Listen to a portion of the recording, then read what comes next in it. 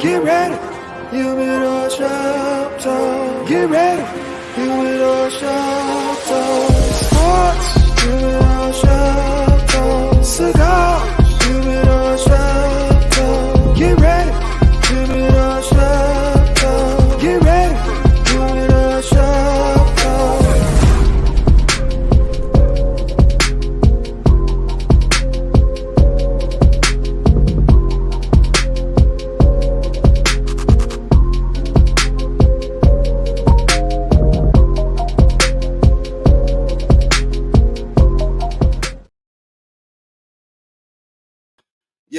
Yo, what's up, man? It's your boy, Mr. SmokeFella, on this Saturday morning. Yeah, we back. We missed a week, man. We had some things we had to take care of in the lab.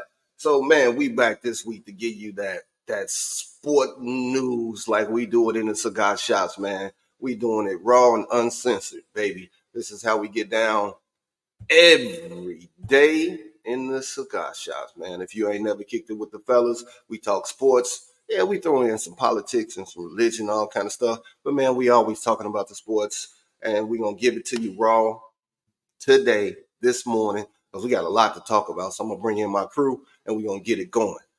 It's always a mystery of where this man at. We don't know if he in Vegas, Arizona, St. Louis, who knows? But we call it, where's KDL? KDL, what's up, man? What's happening, good people? Good Saturday morning to y'all. I'm actually at the crib, man. I don't know why it's always a mystery. I don't get that part. But it's neither here nor there. What's happening, everybody? Let's get some sports in this morning. Good Saturday morning. Let's get Kevin, if you know, you know. And we got our man, it's always 5 o'clock somewhere. He changed his name every week, but we just got Lefty today. Lefty and got his hip hop vibes going on. So what's up, Lefty? AKA Cool G Rap. What's up? What it do? What it do, baby? What's going on? Happy Saturday morning. Almost had a rough night last night, but we survived. Me and Kevo.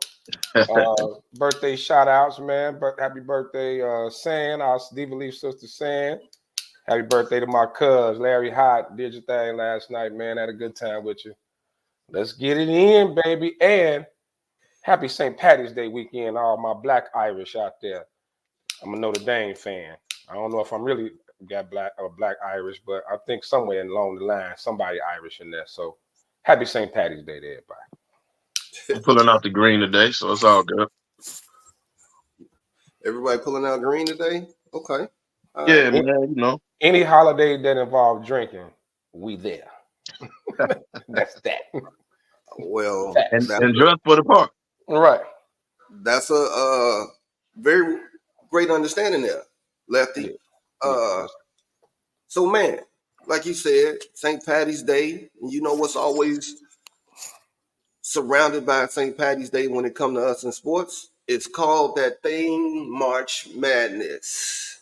You know, Adult Hooky Day coming this Friday at Waddles and Moans. If you never experienced the blackout with us, man, it's a whole vibe. Mm-hmm. It's a movie. It's a book. Everything under the sun, we're going to get down. We have food, games. Oh, man. Anytime somebody miss a free throw, you miss a free throw, you take a charge, you know what time it is. Shot. Pace yourself, baby. Don't be the first one to pass out. We got an award. It's called the blackout for a reason. Hey, we got an award. We got an award this year. The first tap outer. We're gonna hand you a trophy. The first one to tap out. First one to tap out. First one to tap out. You get an award. Man. It's been plenty of cats that have tapped out very early, man. It don't take long. But I would be remiss if we didn't say in March Madness that UNC went into Cameron last week, and what they do, Kev? They won. Oh, okay. I just want to make sure you acknowledge that. They won. Yeah. You don't go into Cameron. No hate. And laid hands. No hate. Right. They did. Laid hands. They had their hands up like the pastor in Mark. Let me lay hands on you, Gina. Let me lay hands on To Not their the credit, Reverend they Lonnie rolling right Love. now. You Not know, Lonnie Love. Not the Reverend Lonnie Love. Ronnie Love. Lonnie Love, baby. But man, all right. I know I watched it. Kev, Lefty, I don't know if you saw it, but when LSU and South Carolina for the SEC Women's Championship, that game was, I mean, to be seen, top notch. I mean, South Carolina won, but man, did you see the push by Cardoso, their center, Yeah, the melee. with Flaja? What is it? Flo J, whatever. Man, listen, Yeah, she pushed her soul out of her. but you gotta watch the whole play though, man. Flo J, whatever her name is, pushed one of her teammates, Yeah, gave the elbow. and that's all she saw. Yep. And so she went over there and pushed her. Now she's gonna get suspended for the first game of the tournament. Nobody else got suspended. What's wild is they kicked both benches out. It was only 5 players on each team to finish the game. It No, was a little over 2 minutes left. 2 It's minutes. So crazy. what if somebody would have fouled out? Done. 504. How would that work?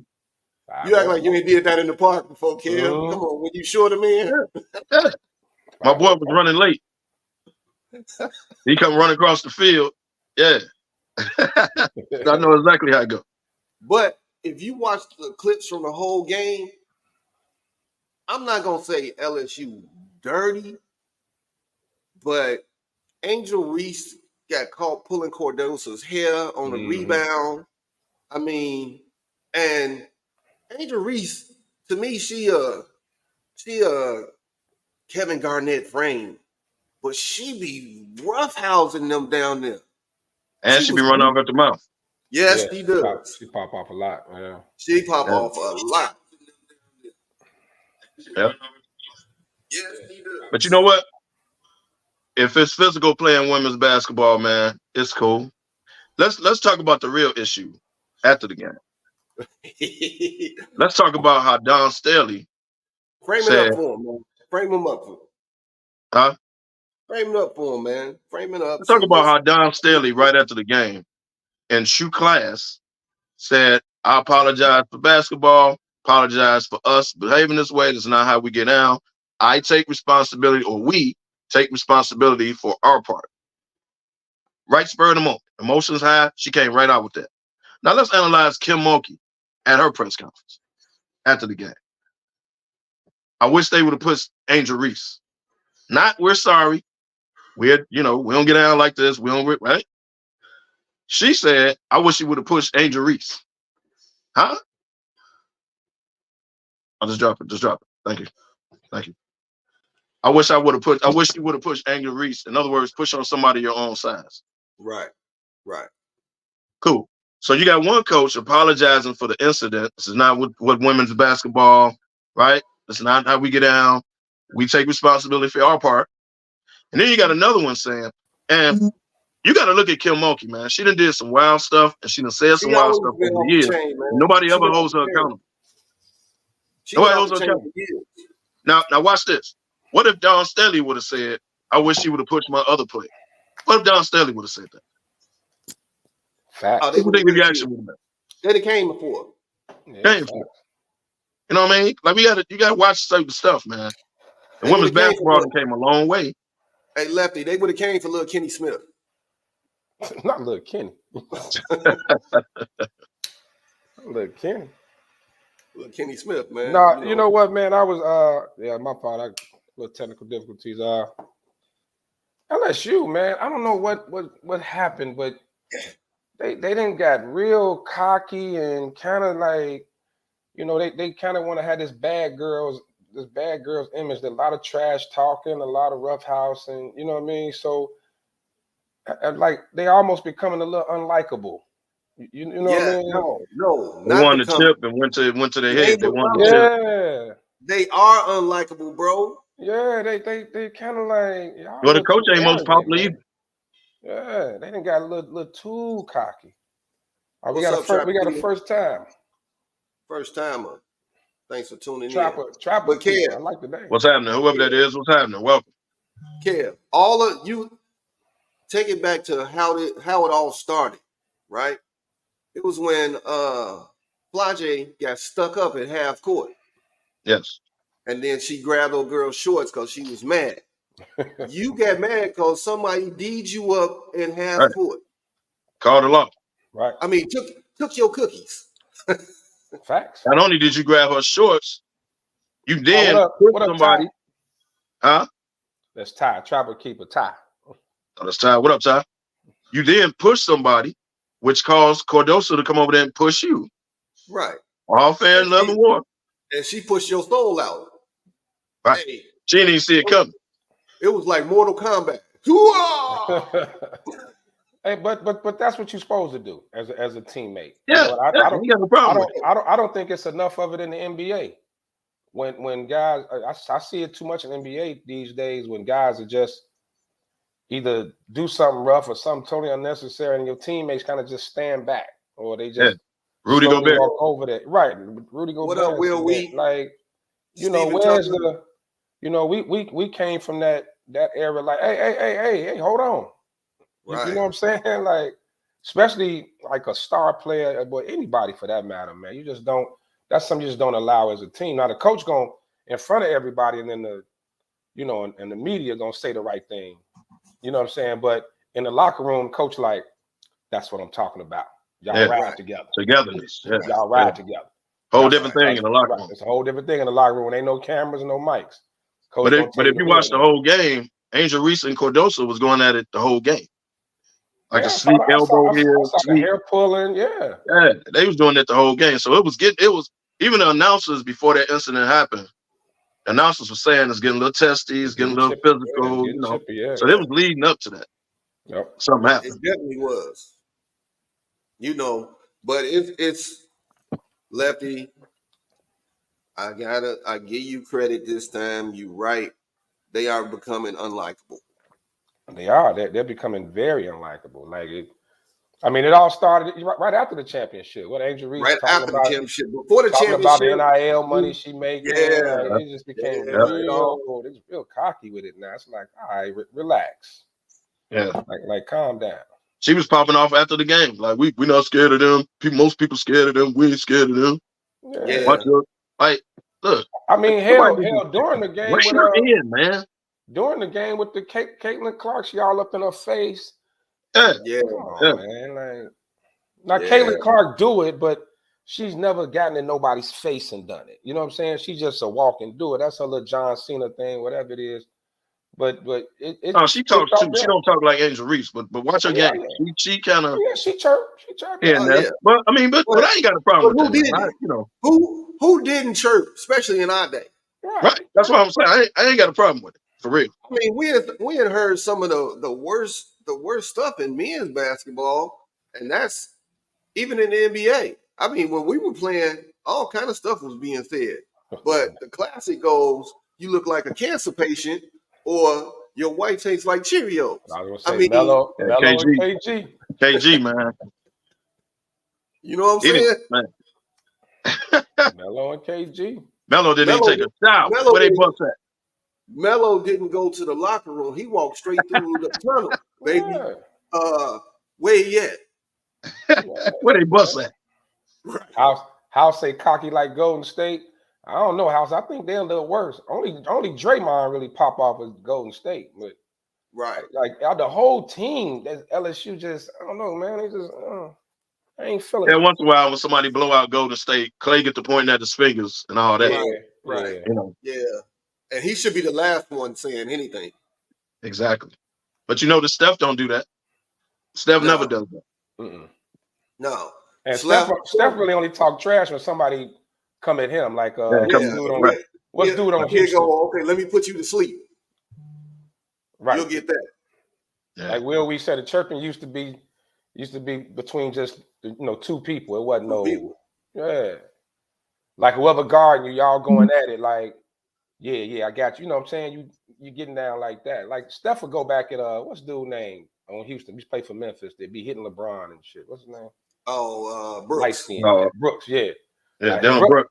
right, Brooks talk crazy to Steph, so Steph will get at him. You know what I'm saying? But Speaking of Brooks, he's like a version of Angry Man. Angry Man is in the background backstage, so we're gonna let him in and watch him get on his soapbox about what we talking about. Come on, Angry Man, what you got to say? Man, what are you talking about? Hold on, man. I'm not gonna get. Hold on. First of all, I'm sideways, but I mean, now you sideways. Okay, you good now. yeah. But I don't know the money because I can't hold my phone up, man. I ain't got nothing to hold it up with. But hey, man, look, hey, Ben, I'm not finna get on my soapbox about nothing, bro. I'm not, man. Y'all good people, man. You know, you talking about stuff. You know, he don't do this, he don't do that. Hey, look here, man. The only thing I care about is his 9 for 26, his 0 for 9 And in I the say he was first gonna half get on of the the three. soapbox. He up there. Hey, he reeled you in real slow. Right. He warmed it up. He warmed it up real slow, didn't he? That's all I care about, bro. All the rest of that, he gonna put somebody to sleep. Yeah, his game, but other than that, bro, I don't care about none of that, man. Hey, Ben, by the way, say the word tonight. You know, hey, I mean, since we on the subject, I mean, right. just saying. You already know it. Golden State We'll talk Lakers. about that off air, Kevin. No, we gonna talk about that off air. You will talk about this now. Ain't no off air. You don't sound too confident, Kevo. Yeah, no, he don't. He don't. He got to think about it. If Steph is playing, I have no issues. But if he's sitting down, it's no need. No, he's back, ain't it? I think it's game time decision Sunday. He said he might be back today. Okay, Kev. If Steph is playing, bet. If he ain't, no bet. I'm so tired, man. Now, hey, Sam. What's up, Sam? Happy birthday, baby. Man, what up? Hey, somebody mentioned NILs with Angel Reese, and we had this discussion the other day about the NIL $1 million contracts and stuff with these young boys, man. They really wasteful with their money coming out the gate, man. They don't have this mindset of financial awareness, man. Many players we have seen over the years go broke. So we was having this conversation in the cigar shop. It was just like when Charles Barkley came into the league, Kev, me and you was talking. It was Moses Malone and Dr. J was like, why you buy all of these cars, bro? Why? They got him together on how to not spend his money. Right. They got him together on his weight. He went and took he says that to this day. Back. But I know it was a football player. I can't remember what school it was. As soon as he got his NIL deal, he go buy a Bugatti. Why? Well, why? I mean, let's keep it a buck when it comes to that. You giving 18-year-olds, 18, 19-year-olds millions of dollars. Don't act like we wouldn't have did some dumb shit to it. 18, 19 with $1 million, $2-3 million. Like I know it makes sense to do the right thing, but these are still young men and women. You know what I'm saying? You a lot of them don't come from money. So when you do get you get your hands on a little paper, and of course in today's society when everything's about flossing and what you driving and how what you wearing and all that, of course you're gonna shine. You want to shine. So I don't really trip on it, man. I would hope though their parents or somebody can get a hold of them and don't let them go crazy. Have a little fun. You know what I'm saying? Spend a little bit, treat yourself a little bit, but I would hope somebody would reel them in a little bit, but we really can't. Yeah. It's like calling an 18-year-old stupid for having $2-3 million going to buy a Bugatti. Like, yeah, I'd have did the same thing, and you would have too. I knew you when you was 18. We're not gonna call it but you gotta look at it. We coming from a 50-year-old. We coming from a 50-year-old perspective. Exactly. So I'd have had me. He bought a Bugatti. Okay. I'd have had me a 1971 Chevy Chevelle and a 1973 Monte Carlo, both in the line. I spent my money too. First of all, you would have just had you a high-priced wheelchair because of those knees was really bad back then. Look, let me 'Cause tell you just y'all had something. surgery. Let me tell y'all something. God looked out for me. If I was 18 with a couple $1 million, I'd have had a drug habit, a jail record, 14 babies by 18 different women. I'd have been a mess. So I know it. Hold on, wait. I'd have just, You, I'd have just, wait, hold on, Sly. I'd had a mess. You don't have that now? No, I don't. wow. I don't have Wow. none of that. I don't do drugs. My Hey. record is clean. Hey. I don't got a whole bunch of kids. Hey, what's the old boy brother that played for the Allegedly. Cowboys? Now, what I ain't doing, what's the old boy brother that played for the Cowboys? Who? Diggs. Now, I ain't gonna be 25. She 35, got a baby by Future and Bow Wow, and I'm gonna get her pregnant too. She couldn't have told me nothing. Right. Now, Oh, you first of talking all, about Diggs, brother. right, I ain't doing that. Now, that's crazy. But hey, Well, She and gets she pregnant with a kiss old on the too. cheek. You 25, she 35, bro. She old. And you gonna get her another baby? Like, what are we doing? when you open up the business book of street business, the first chapter says raw is law. Hey, Sly, she got a hell of a 401k, and she don't work. Man, She good. dude, 401k banging. She good. dude. She got baby by all three of them. She good. She gonna tell him, ain't you got a contract coming up? Right. Lefty, what was we talking about the other day? Self-made millionaire? Right. She's self-made. Dwayne Howard got all these babies, and he mad he can't get his boyfriend pregnant. But that's neither here nor there. Come on, man. Come on. Hey, man, let's talk NFL, man. Come on, man. On that note, we going to the NFL. NFL, baby. And we might as well start off with the Chicago Bears. Y'all, man. Come on, He trying man. to take us off the rails, Lefty. Don't let him do it. You ain't shit. Don't let him do it, man. All right, man, come Free on. agency has been a monster. Free agency been a monster. I mean, Chicago been playing in the sandbox of free agency.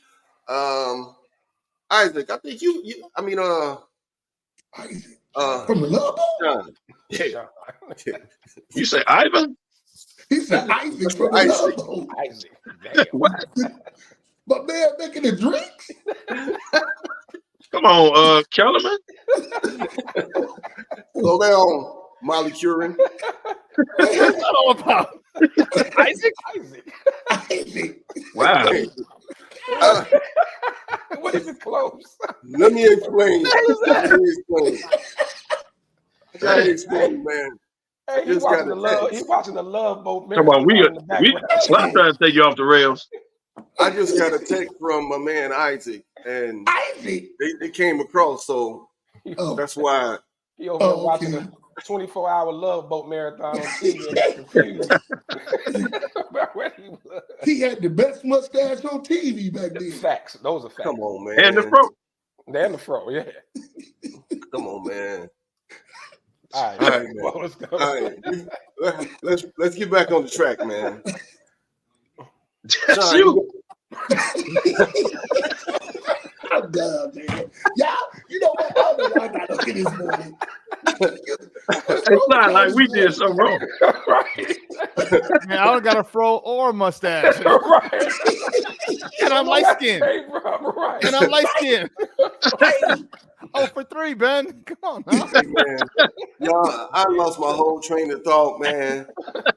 Sean, that's what Dwight Howard said. Come on, man. Come on, man. Sean, play that clip from Ryan Clark, man.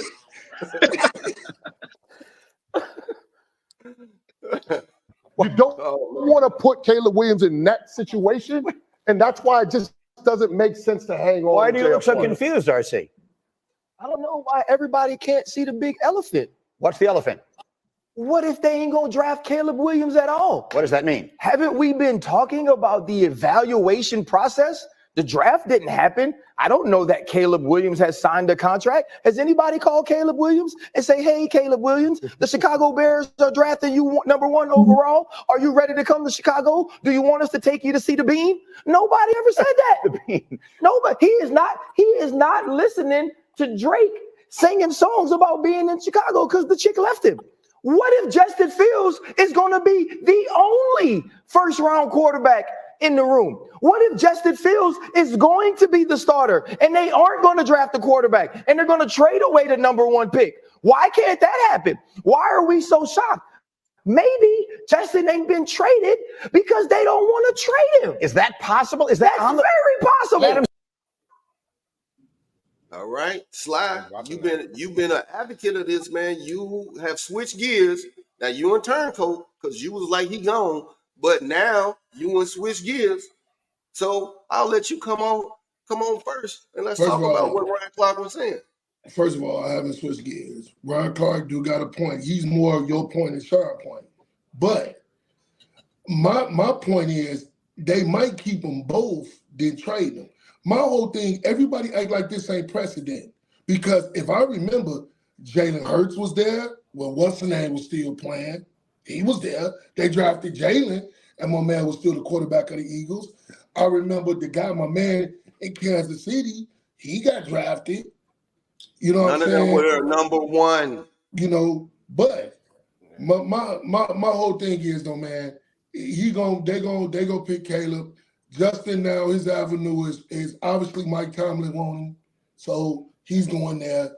The trade would probably be made before the I think, or Minnesota might give up them 2 picks to draft him. Who knows to trade for him? Who knows? Because they ain't got no quarterback either. Well, they went after Sam Darnold though.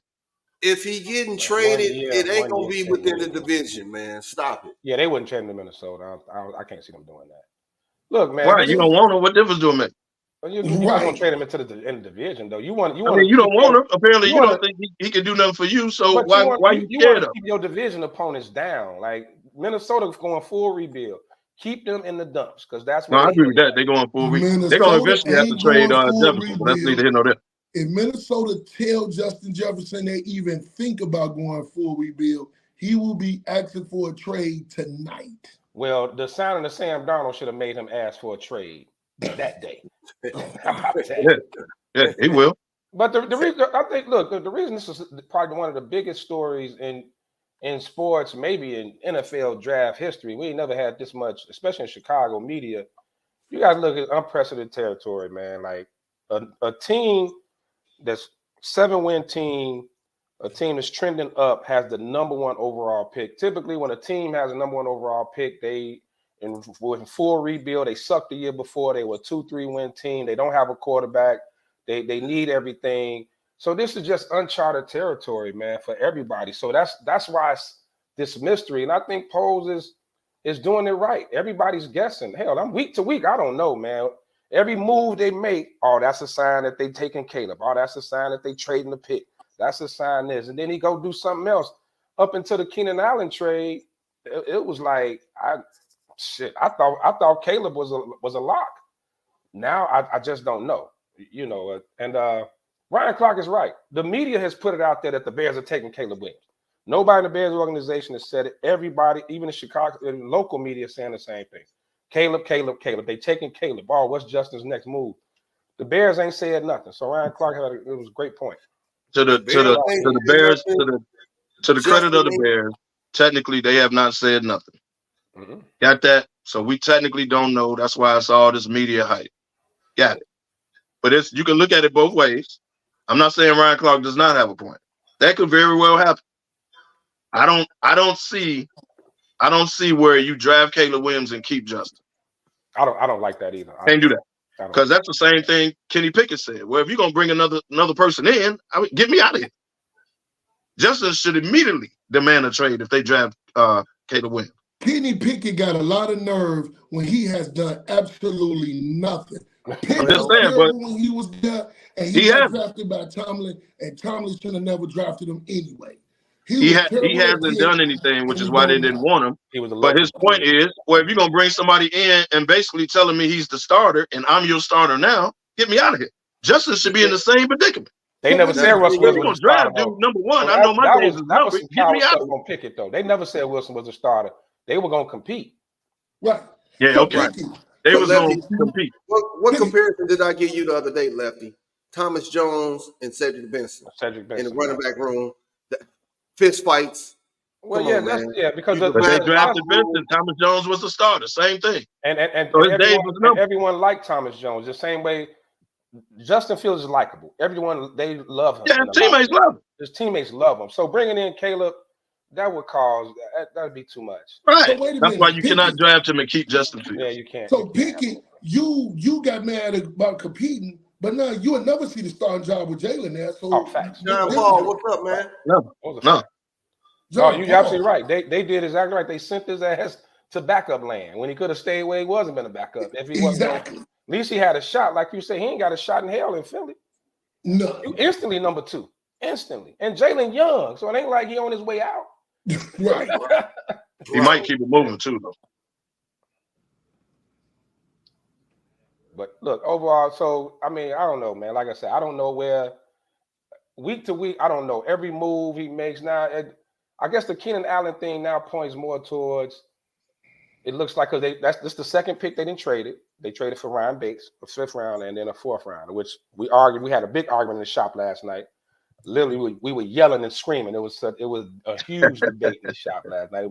I wish we had cameras there. It was great, but you know, Yeah, it would have been a great show, actually. so now picks are he's using picks which would make us think because Poles has constantly said he wants to build through the draft that he's going to trade.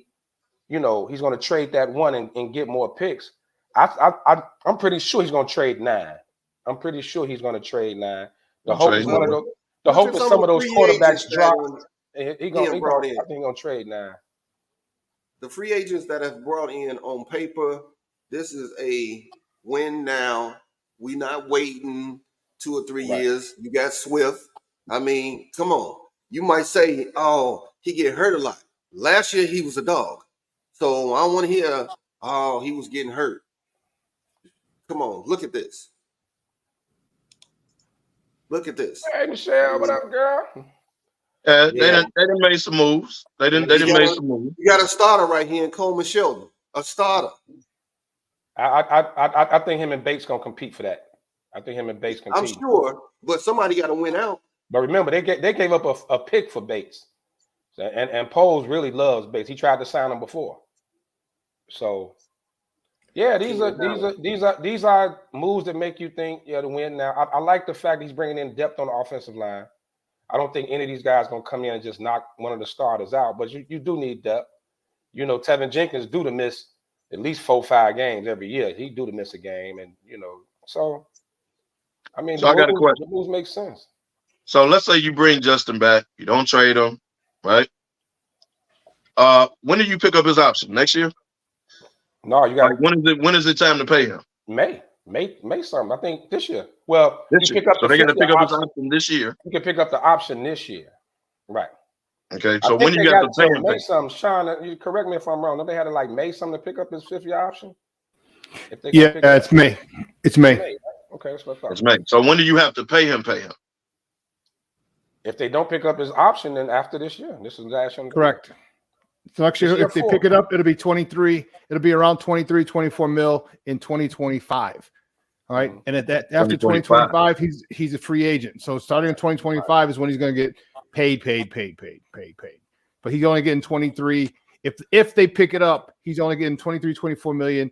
He's getting 6 this year. I think they're only actually paying him because it's 6 against the cap. I think he's only getting like 2.5, 3 million somewhere in there cash this year. Next year he's getting it bumps up his 5th-year option if they pick it up like 24, 25. And after that he'll be a free agent unless you extend him. But if you don't trade him, why wouldn't you pick it up? That's a good question. I want to look at the whole picture. You got to look at the whole picture. If you keep him, you're saying he's your guy. Why wouldn't you pick his option up? Why would you let him go in a year in a lame duck year? You could have traded him. I think the same way the Giants didn't pick up Daniel Jones. Remember the Giants, and I'm not shitting on the Giants, but the Giants didn't pick up Daniel Jones' 5th-year option. They let him play it out, and then they signed him. Right. Yes. That could be a route too. But yes, they did it. Right. They did it. So you don't have to let him play it out. I think it's smart if you do pick it up, just because now now he's budgeted for 24 million next year, and you don't know. And whoever Facebook users is, there was no market for Justin Fields because Justin Fields wasn't on the market. So stop listening to what other people say. There's no market. He wasn't. He was not on the market. He was not on the market. People had come up to, just because people approach Ryan Poles about Justin Fields doesn't mean Ryan Poles is willing to trade him. He can listen to and field any offers he wants, but that's not putting somebody out. But then why don't he announce Justin as his guy then? He not because Justin is gone. All you All I'm saying. If he was never on the market, then say he's your guy. Justin won't do that. So everybody is gonna speculate. You waiting on the right train to come through the station. The thing that's going to let you know that Justin is his guy is when he trades the number one, when he puts the number one pick up for auction. He's not that'd be obvious. At that point, but the thing is, he's obviously trying to drive up the price. He's trying to drive up the price because if people think that he really wants to use that first round pick, they know that he values it, and they know that they're going to have to come up on a haul. And whoever Facebook user is he gone? Okay, we'll see how it plays out.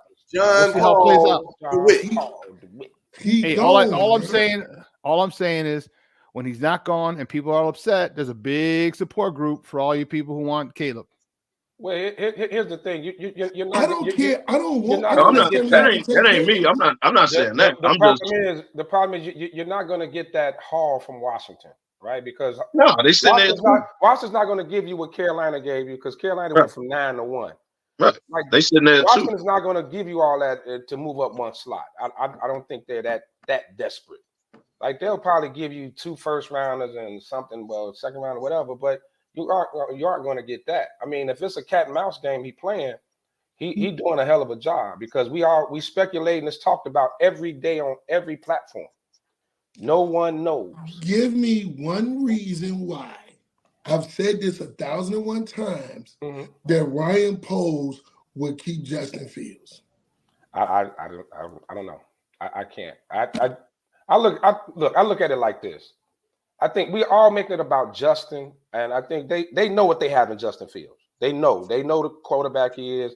They kind of know what they have in him. Even Shane Waldron's coming in, whatever, they kind of know. I think this is more about, do they really feel like Caleb Williams is that special to where he's the guy, he's the next Mahomes or the next big thing? If they really feel like that, then yeah, they're going to move on from Justin. Of course, then they're going to move on. But I don't think they're not going to dump Justin just to dump. What about Jaden Daniels? I'm not necessarily saying they got to take Caleb, but my whole thing is, what have Justin Fields shown you to whereas in 2 years you're going to pay him all that money that the Giants paid their quarterback? So Slide. And this question that you asked, you ain't seen nothing in him because you ain't did nothing to develop. So the thing is, you can ask the same question about the top 5 quarterbacks that's coming into the league. What can you say that makes them you can say that about a special all of them, talent? but in 5 years, you ain't got to pay them right now. What you fail to realize is, as an organization, look at it from the financials from part of it.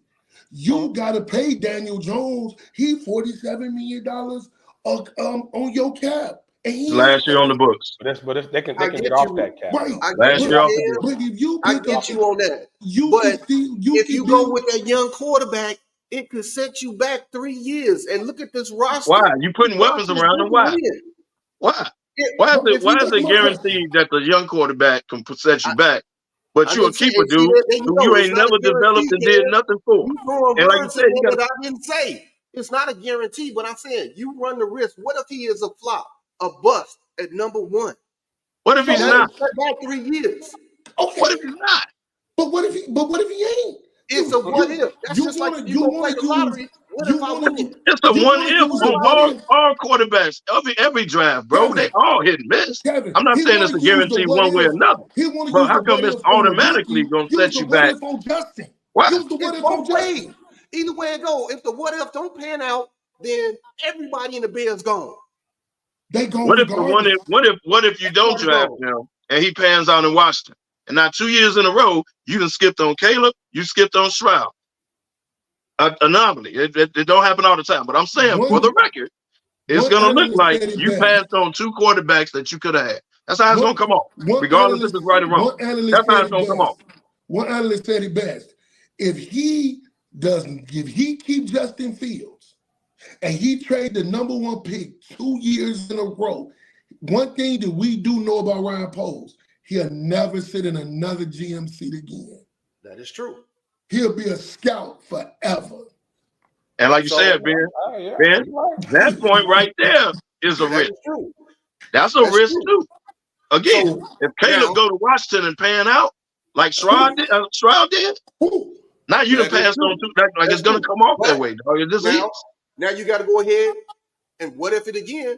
What if they keep Justin with this free agency and everything they brought in, and you win the NFC North and you go to the playoffs, you win 2 games, then what? Oh, he the greatest in the world. Oh, Well, now he got wins on his belt. Well, Damn, that's similar to taking a bad shot and it goes in. If it missed, you're an idiot. If it hit, you're the greatest. You know what I mean?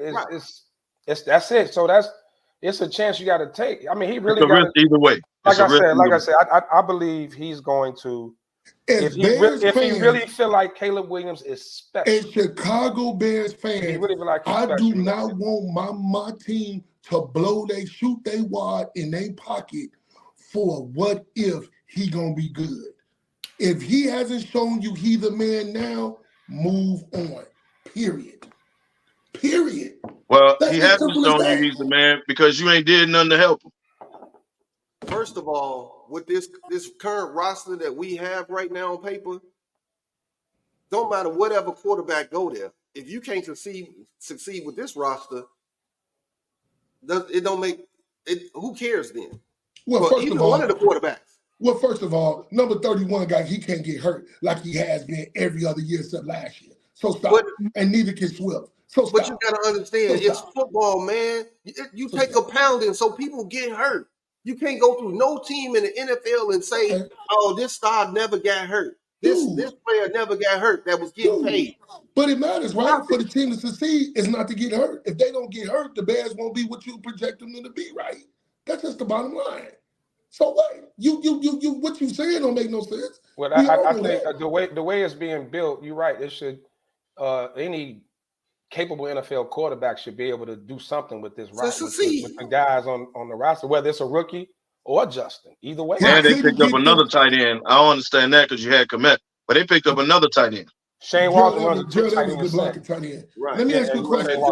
He runs 2 tight ends, Kev. Hey, Damani. Yeah. He couldn't get the ball to Mooney none last year, and Atlanta gave him 3 years and a whole lot of cash. $13 million a year. You explain that to me. But guess what? Shorty, he your guy. He couldn't throw the ball to Mooney none. And Atlanta said, that's Justin's fault, but we're going to give you 3 years, $13 million a year. Explain that to me.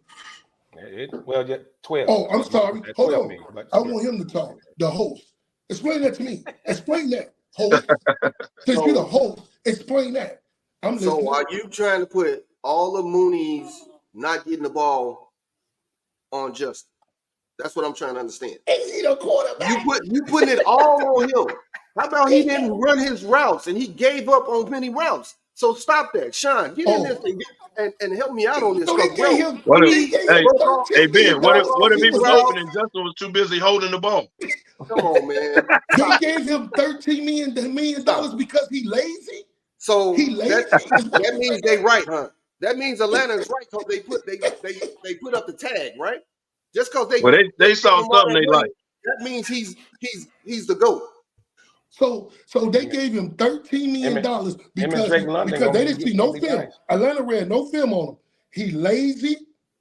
He cut his routes off. He did everything. So Atlanta scouts are dumb too then. Well, you know what? Atlanta's stupid, and I guess the Bears are the geniuses here. Well, what Atlanta been doing the last 3 years? I didn't like the Kirk Cousins deal. I didn't like the Kirk Cousins deal. They giving up. Kirk Cousins came in and bent them over. Who? Yeah, he did. Him and his agent. Him and his agent came in and bent them over. Pause. Who? Atlanta. So stop it. Who you talking about? Kirk Cousins. The quarterback? Yeah, Kirk Cousins did. He robbed everybody. That ain't that good. I mean, he'll rob the Bears if the Bears needed a quarterback. Yeah, it's Kirk What up, Cousins is Sid? getting What up, paper. Jonah? Kirk Cousins probably could get locked up for extortion. Daryl Mooney got $13 million and Justin couldn't get him the ball. Sean, explain this to me. Make me I'll explain it to you. Well, I don't know if you'll understand it, but I'll explain it to you. I'm not. You probably won't, okay? But we'll try anyway. This is not the first time that a wide receiver or a running back or a quarterback or anyone has been overpaid in free agency. Facts. You let me know. You let me know the time that there has never been someone overpaid in free agency. Free agency, that's the whole reason you avoid free agency. Is to not overpay players. So players have been overpaid during free agency the entire time. It was Darnell Mooney's turn. They think they found something in him. Good, they did. He has a 1,000-yard receiver 2 seasons ago. Okay, him and Justin couldn't connect this year for whatever reason. Some of it was Justin. Some of it was Darnell Mooney. Darnell Mooney checked out a lot. That's all I'm saying. Darnell Mooney checked out early. Okay, he wouldn't block. Well, why? He didn't finish some of his. Yeah, because he was him and the connection that he had with him and Justin the year before wasn't the same. He got DJ Moore. Darnell Mooney, you're not a number one. I think Darnell Mooney felt he was number one, but you don't isolate the man. I don't. Wasn't it the guy the year before, like you said? No, he damn near became a third option because it was Moore and Kmet. Kmet had a career year, so the Rams. Somebody's going. It's only one ball. Everybody ain't getting it. Yeah, I mean, you're gonna go to DJ Moore. Moore, I get that. That's why all these people like still draft Marvin Harrison Jr. How many people you going? Only one. So Justin Fields. You can't throw the ball to everybody. Somebody gonna be on hot. Somebody gonna. I know who throws the ball to everybody. His name is Matthew Stafford because he got a guy that came off the bench and made him a 1,000-yard receiver last year. And guess what? You didn't see that. Look who the guy who was developing. But Cooper Kupp took less though. Matthew Stafford put Calvin Johnson. Cooper Kupp got hurt. Cooper Kupp was hurt. Remember that? Did Matthew Stafford put Calvin Johnson into the Hall of Fame? He did. So my question to you again, Sean. I don't know about that. Yeah, he did. Calvin Johnson was pretty damn good himself. But he had to catch it from the quarterback. Freak of nature. So my question is, because remember in Georgia Tech, they ran the ball. They really threw it to Calvin. But my question is this. So Daryl Mooney got Darnell got $13 million because Justin couldn't get him the ball. And you gonna tell me it's because of free agency? Oh my God. You know what? You Bears fans are the best. You want to know why? We are that desperate to where we can't see the leaves for the trees. Whatever the railroad paying you robbing them. Justin Fields is not the man. Period. Okay. I love him. You're so stupid. You robbing the railroad now because we all know you're an idiot. He's not. He's not the man, Sean. You and the guy that's sitting on the step stool swear up and down that this guy is the man. He's not. He's not, Sean. Sean, I ain't gonna take all this shit. You gonna kick him off? Yeah, he's just. Sean, I had to go back and look at the tape, Sean. You know when I seen Justin Fields throw the open wide receivers at Ohio State? Because his pocket was completely clean. Nobody touched him. He had 30 seconds to throw the ball. So let me ask you a question. So using your logic, and I don't mean to fry your brain, which I probably will, but I don't mean to.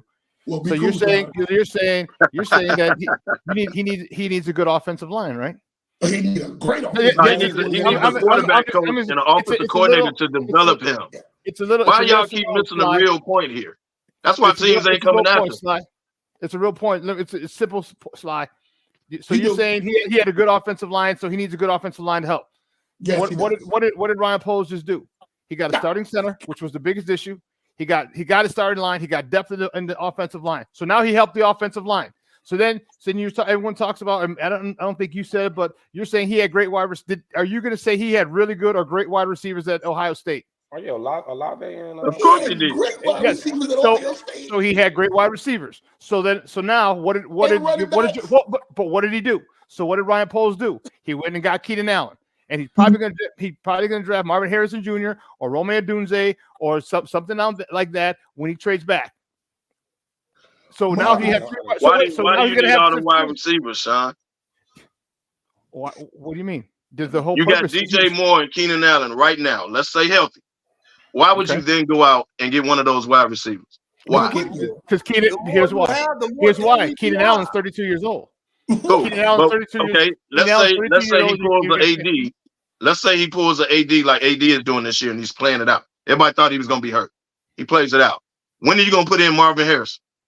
You got Keenan Allen's on a 1-year deal. What are you talking about? He's not he's on the last year of his contract. Yeah, it makes absolutely no sense. You just went out and got Allen, and you got DJ Moore. It makes no sense to take one of those high-priced wide receivers. You can get a wide receiver later on in the draft, but it makes no sense to bring in Marvin Harrison Jr., dude from LSU, dude from Washington. It makes no sense to do that. So it didn't make y'all do it. So I'll tell you. So it made no sense to have Isaac Holt. So it made no sense to have Torrey Holt, Isaac Bruce, Azakim, and Ricky Prohl in the greatest show on turf. It made no sense to have 4 wide receivers then, right? They had a whole different offense than the Bears. It made no sense. Entirely different. They had an entirely different. If you had that type of offense coming in here, cool. I got no argument. But you don't. Yeah, but you're also looking at where you got the same damn head coach. But you're also looking at where you're taking these guys. You're talking about taking a guy number 2 overall or something like that. For him, a number 2 overall to be a third receiver, I don't think that really makes it makes no sense. I don't think it does. So my question is, if you get somebody later on or later in the first round or even third round or whatever, and they develop Keenan Allen's not playing to be high money, and that's what you are. Keenan Allen's not playing until he's 37. Keenan Allen's got another 2 years left, max. And you know what? Someone's going to get hurt. Receiver since Plexico virus shot itself. Stop. Dang. Y'all just got receivers, dog. Your man was Mooney. You're leaving that era, so stop. Let's not do that. The best wide receiver, Alshon and Brandon Marshall. The best wide receiver the Giants ever had, he can't get a job right now. So stop, Kevin. Who was that? The guy that got cut from Baltimore. ODB. Oh, he going back to the Rams. OBJ. And first of all, that's due to injury. We all know that. Well, everybody on the Giants that tag injury prone. All right, let's wait for this. Well, 3 stud wide receivers. That's the way to go. I mean, your quarterback ain't even stable. But you bringing in all these wide receivers. You don't even know Justin the man. But you don't know that. I think there's some other needs. Y'all act like y'all the wide receiver away. I think there's some other needs that should be addressed before going that high. We need another DN. Definitely need somebody opposite the Sweat still. I don't know who's still on the market. So whoever's still on the market probably draft everyone number 9. Draft the top edge rusher because there's going to be a run on quarterbacks. Marvin Harrison. Yeah, but here's the problem: you only got 4. You only got 4 picks. That's why you traded the 1 overall pick. Trade it back. You trade but you're going to get Jared Verse. You're going to get the kid from Alabama, Dallas Hunter. Think of all the we're at 9. Or the boy from UCLA, his medical's going to suck.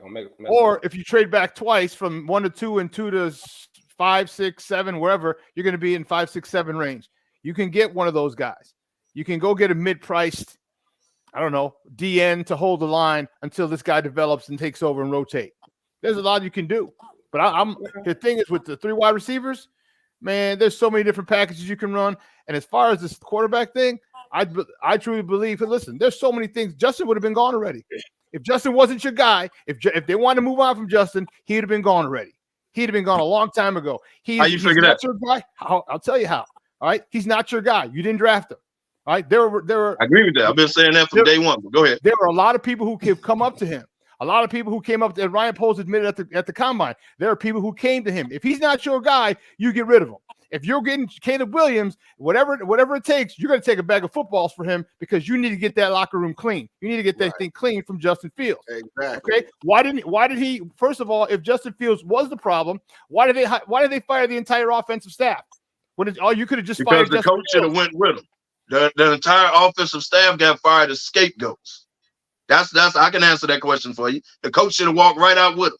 The coach that just But had a it'd have been sports like right. 4-game jump Okay. from season to Okay. season. You gonna fire? Okay, but then if that's the case, why He did they allow hired him to go? No, if that's the case, why did they allow Justin to seek a trade? They allowed Jaden Johnson to do it. Same team. I'm not even going to say they allowed other teams, other players, and other teams to do it. They allowed Jaden Johnson to go look for trades. Now you ain't got to do the work. He's going to bring your partners to you. Okay, so Sean, to counter that, what you're saying, I get exactly what you're saying, but they haven't put the number 1 pick up for trade either. And that's because of Caleb Williams. Because Caleb Williams is holding everything up. He's got a lot more. He's got a lot more power than people think. He's got a lot more power. He's got a lot more power. He does. Yes. He does.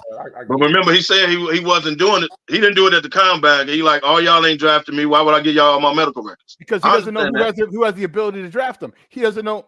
What if someone has enough capital, and we don't know, to trade up from 25 to 12? Okay, and they say that we'll go 12. We have some assets and players to jump up to number 1. So he doesn't know who can jump up and draft him. He don't know that. That's true. So it's a whole thing with him and his camp. They want to go to Washington. And he has about 2 or 3 places that he wants to go. So if you can't get his physicals, his medicals, you're not trading for him. There's no way on God's green earth that would get run by the president of a football organization if you don't have the medicals. So him not giving everybody the medicals limits the people who has the medicals, and those are the people who he goes to have a private visit with. Right. And he let me ask you this: is he doing his pro day? Yeah, he's doing his pro day. The Bears. Okay. He's doing his pro day, but the Bears are coming on the 20th. That's why he didn't want. Here's the thing. That's why he refused the Bears, and they moved it because this. So if he came to Tuesday after the combine, okay, if he came Tuesday after the combine to the Bears facility, the Bears checked him out. The Bears put that number 1 thing on the number 1 pick on the market. At that point, that's telling the entire league, without literally telling the entire league, that his medicals were okay, because we feel that they're comfortable enough putting that on there. And he didn't want that. He wants to go to a certain spot. That's why, in my opinion, that's why he moved that thing. He's using the HIPAA laws. You can't share medicals with everybody. You can't do that. Right. But they even said at the combine, like they said, Minnesota talked to him, but they knew they don't have a shot at him. They said the GM said it, like, yeah, we just want to meet him and say hi, but a lot of these teams know they don't have a shot in hell to get him. I hear you. All I'm saying, this is how, in my opinion, how I'm seeing it. That's how I'm seeing it. Hats off to his camp for using the HIPAA laws to kind of direct and guide you where you want to go, to force a trade to where you want to go. But the NFL is going to have something to say about it when it's all said and done. They're going to change the rule. This all comes down to, if they think Caleb Williams is special, they're taking him. If they feel like he's really that guy, I still think that's what it's all about. I know we making it about Justin, but it's about if he thinks Caleb Williams is the next big thing. So let me ask you. If they thought Justin was the guy and that was their guy, this wouldn't even be a topic. It's not true, because you want on that number 1 pick. You want to make that as valuable so you get the biggest haul. If he was the dude, here's my question for you then. I can't take this. If Caleb was a dude, if Caleb wanted to come to Chicago and everything was fine, why all this? Why all this? Why not get rid of Justin? Why not say, hey, we're taking Caleb Williams? Why not talk to the NFL? And you could have already started talking contract right now. You don't need a pro day. You don't need nothing else. We're taking him. Done. I get it. I agree with your points. They're waiting on the medical. I agree with that. That's been done. But everybody knew. I don't remember. It happened a couple times. It happened a couple times where the number 1 overall pick was a quarterback, and they started negotiating the contract. We need to stop because everybody knew Carolina was taking what's her name, and they didn't do all that. So stop, man. You trying to because Carolina doesn't do it. The Bears don't have to do it. But Carolina didn't do it. They ain't did that, and I don't know when. I ain't seen that done. Everybody knew you was taking my man from LSU for Cincinnati. They knew that before the season ended, and that didn't happen with him. So stop, man. Just because it ain't happened before, Fly, don't mean it can't happen. You know what killed me, man? Stop with the Caleb hate and the Justin love. I like Justin, but all you two do is hate. Because what did I say that hate? Come on now. You believe this fine, that is but all this hating y'all doing, man. Oh, well, no, because with Justin, you want to keep Justin, you want to keep the #1 pick, so you want to keep that. Well, with Caleb, why I got somebody said Caleb if is a it's hate? bum. We don't agree with your point, and you don't like it. We don't agree with your point. You don't like it. Don't do that. No, what it is y'all automatically. I can tell you exactly what it is. Ben do it all the time. Y'all point is, what if he's not that, and what if he's a bust, right? Y'all not looking at it like, what if he ain't a damn bust? What if he is that good? What if he is like what he was projected to be the last couple of years? What if he is? That's what y'all do. That's all I'm saying. That's all most people are saying about it. Like, y'all don't even give it a chance. Like, why set us back? Why go? It's gonna set the franchise back. Like, why just go straight with the negative? Rather than, what if he is good? I'm not saying he Patrick Mahomes a number. What if he is actually good? Kevin, I agree. Y'all got to look at it both ways. You can't automatically think he's gonna be a bust. Like, so by your logic, you have to look at it both ways too. You're the first one to say that that the Bears haven't done anything to help Justin Fields to this point. You have not. Okay, correct. So now what do? I just said so why keep? But because now you have someone to develop him. Now you have a dude who has a proven track record working with other. Well, see, I give you logical reasons, and you're I'm listening. I'm listening. Not you. So you bring in a dude to develop. Okay. No. I'm listening. You bring in a dude to develop him right when it's time to pay him. No, you got 2 years. You don't have to pay him. You don't have to pick up his 5th-year option. You don't. You could give an extension. You could not pick up his 5th-year option and make an option. So now all of a sudden, you've upgraded the offensive line. You upgraded the wide receiving core. You upgraded the running back room, and then you upgraded by giving him a guy who's proven to help develop quarterbacks. And you just said, Sly, what does Justin need? All these wide receivers like he had at Ohio State, blah, blah, blah, blah. So now you're getting stud wide receivers. Now you're getting stud offensive line. What did he do when he had a stud offensive line at Ohio State? What did he do when he had stud wide receivers at Ohio State? He won the Big Ten title. Hold on. Then he went to the college football playoff. He went to the national championship game his second year. And if he didn't get hurt with a hip, we don't know what would have happened. So let me ask. So I'm not. That's a fact. He went to. I'm not saying that's not hate. That's not love. That's nothing. Those are facts. Has Caleb Williams won the Pac-12 title? He got no defense. No, he hasn't. Okay, for the record, no. Defense with Caleb. For the record, no. You don't want to use defense. But he didn't win the Pac-10 title because of his defense. It ain't had nothing to do with him. But for the record, no. Mahomes didn't win. So now, use it both ways. Mahomes didn't win both ways. So use it both ways. The only thing we saying is okay. The only thing but Mahomes, right? Mahomes ain't winning college either. That didn't matter. He was terrible in college. The only thing that I'm saying is this: y'all start with the negative with Caleb, but you want to run down all the positive with Justin. That's what I'm saying. Because that's what you two do. Caleb, no problem. I just think Justin Fields is a better fit. I think Caleb's going to be a great player. I think Caleb has a phenomenal release. I think Caleb has some of the same issues Justin Fields had coming out of college, but that doesn't mean I don't think he's going to be a great player.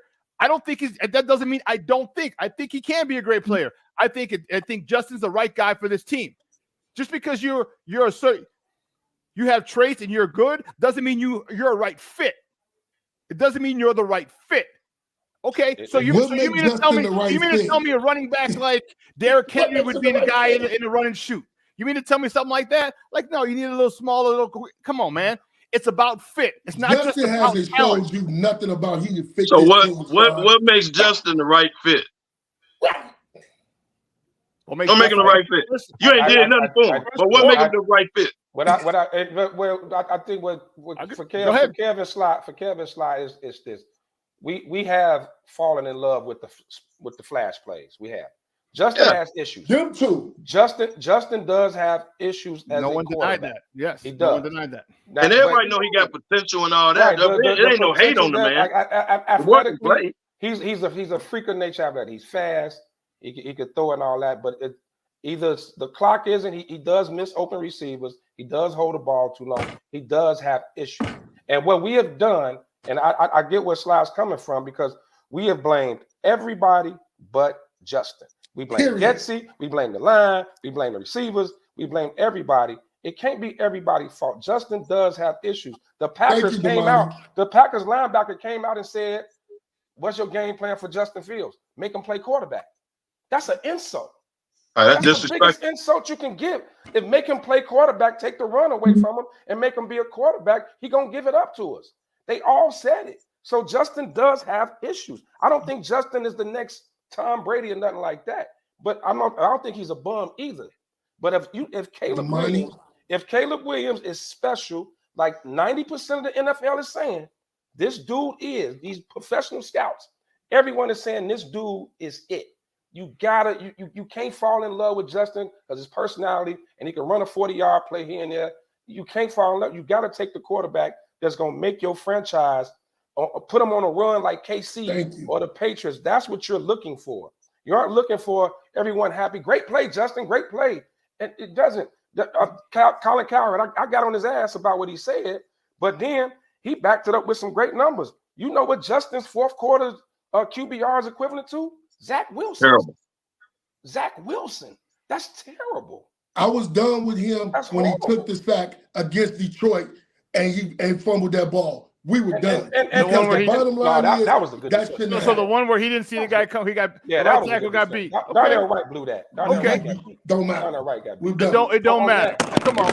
He got beat on that. But the other thing is it too. We blame everybody. You're over.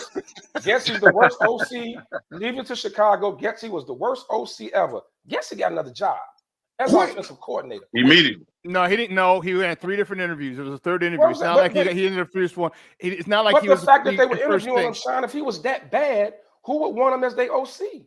So it's an indictment actually of the of the head coach. But go ahead.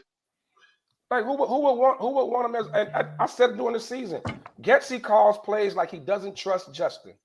That's why those screen plays he was running against Tampa, he did not trust Justin to make the right decision. So if a first-time offensive coordinator didn't trust the quarterback, he didn't trust him. Okay, so what does that say though? Like, let's think about that. That Justin had issues, and then Justin came out and said he was being overcoached. No, they were trying to make you an NFL quarterback. That's what the man was trying to do. But then we jumped on his side because Justin said he was overcoached, trying to make him something he's not. He tried to make him an NFL quarterback. Hold on. He tried to make Justin an NFL quarterback. That's what he tried to do. We clowned Justin when he had that interview because then he had to come back and retract that shit. Yeah, he had to come back and retract it. They made him do that. But everybody instantly went at Getsy. Everybody instantly went at Getsy. They overcoaching him. They doing too much. They were trying to make him an NFL quarterback. That's what they've been trying to do. Goodbye, Justin Fields. So it's okay. Here's the thing, and you know what? Here's one of the things you talk about that. You talk about trying to make him an NFL quarterback, and that's fine. Okay, but you have to understand how to call plays. All right. So you're saying so why are you throwing, if this is the situation, why are you throwing 3 screens when you're inside your own 15-yard line, 3 part screens? Why not give me a curl? I said it. Why not? But so you trust him in other places. You'll trust him in other places to throw a slant. Trust him in other places to run a deep end. You'll trust him in other places to throw comebacks. You'll trust him in other places, but you don't trust him there on the goal line. So you throw 3 screens in a row. So not even a run, 3 screens in a row. So no, and I'm not saying Getsy's the best offensive coordinator, but I'll tell you what, when you're a first-time play caller, you go through pains too. You go through things too. And if you're not doing what the quarterback does well, you're going to say, I'm going to do what I do well, and that's screens. So as much as Justin has to blame, it was a lot of it was putting on a first-time offensive play caller. You can't do that with someone like that. You had a first-time head coach, a first-time offensive play caller. Okay, with a team like that, and then you're rebuilding. No, you can't. That was a fault of the situation. Okay. Sean, wasn't Getsy the same offensive coordinator when they went on that 5-6 game run and they scored 30 points a game? And we thought the offense was amazing, right? When they started running Justin, Getsy was the coordinator when they went on that streak. So I don't. The narrative that Getsy is just a total idiot. I don't buy it. No one said he was. I didn't. That didn't come out from me. But here's what he did. Not saying you did. I'm saying, but he was the coordinator on that run. When they went that run, he was the offensive coordinator. He was calling the plays. He was doing that. This is the Michael Jordan syndrome, and that was on him. I'm saying when you look at it just really examine it, I saw a coordinator that did not trust his quarterback in certain situations. He didn't trust Justin to drop into the end zone and get that ball out quick enough, or make the right read, or be accurate with a run. He didn't trust him. So let me ask you a question. So you're saying, so you're putting this all on Justin. I'm not putting it all on Justin. No, you're saying he didn't trust him in the end zone. What if he didn't trust him in the end zone because the receivers weren't getting separation? What if he's because we're not getting wide open or getting open, NFL open? So they don't double team. You don't think that teams are going to double team DJ Moore in that particular part because you know he's going to go to him at that, because that's the only dude you had, because Mooney was terrible. You can take a receiver. You can take a receiver away. You don't think so? Talk to Bill Belichick. You can take a defensive one player away, and that's what they did. So what about Komet? Minshew gonna cook this season with Getsy. Bet. There were other options with Komet. Mooney wasn't a bum. You don't even believe that comment you just said. I do. Mooney wasn't a bum, but I'm saying if I don't trust my quarterback to drop into the end zone, make the read, and get the ball out quick, I'm going to call safe plays to get him out of that situation. Over if that was a Mahomes or guys like that, not putting them on the same level, you gonna trust him to drop back and make the right play. He ain't gonna call no. Or what about the offensive line? Justin has his issues, but you mean to tell me there weren't times where Justin wasn't even at the top of his drop and he had pressure in his face? Yeah. Every quarterback does. But I'm not saying. But if the previous offensive coordinator didn't trust him, what makes you think this one will? You got a point.